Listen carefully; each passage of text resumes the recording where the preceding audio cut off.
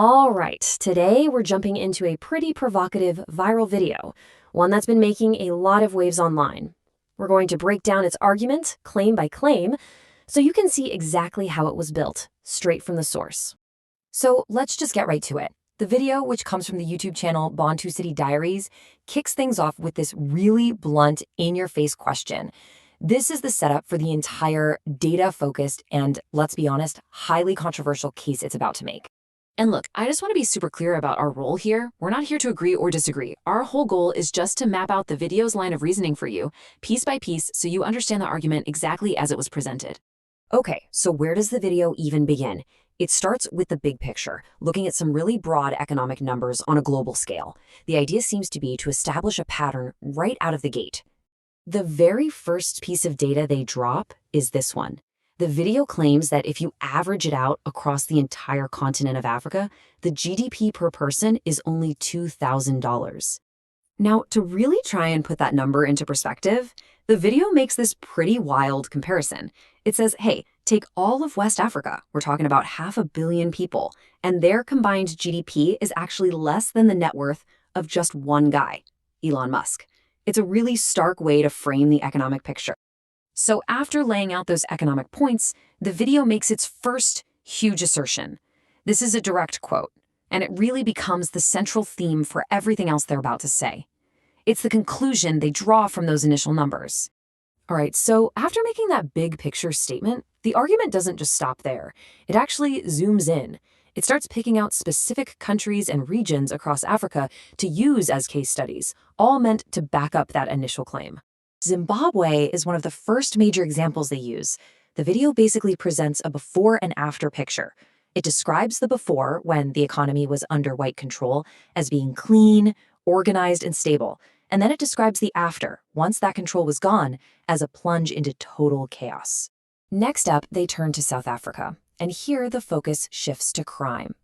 The video throws out a really specific statistic, and they say it comes from a black police chief in KwaZulu-Natal, claiming that 97% of all crimes were committed by black South Africans. Then the source shows this list. It claims these are the 5 wealthiest ethnic groups in all of Africa. And the big point the video is trying to make with this list is that, according to their analysis, not a single one of these groups is black. Okay, so now the argument expands. It's not just about Africa anymore. The video starts looking at black majority populations in other parts of the world to see if it thinks the same pattern holds up. And this is a perfect example of how they do it. They put Haiti and Singapore side by side. On one hand, you have Haiti, independent for over 200 years, but it's the poorest country in the Americas. On the other, you've got Singapore, independent for less than 60 years, and it's this incredibly wealthy first world nation. That's the contrast they're trying to highlight. And then the argument comes right here to the United States. The video points to a couple of counties saying they're the poorest in the country, and then asks, what's the common denominator? The answer it gives is that they both have a black majority. So right about here, the video kind of switches gears. It anticipates what you might be thinking, right? It starts to bring up all the common historical explanations for these kinds of disparities, and then it tries to knock them down, one by one. It's really direct about it. The video just comes out and asks this question. To back it up, it points to places like China and South Korea, arguing that they went through really brutal subjugation but still managed to recover and become economic powerhouses. And this is really the main point they're trying to drive home here. The video is basically saying that these huge historical events are no longer valid excuses. The message is that the responsibility for what it calls collective failures has to come from within.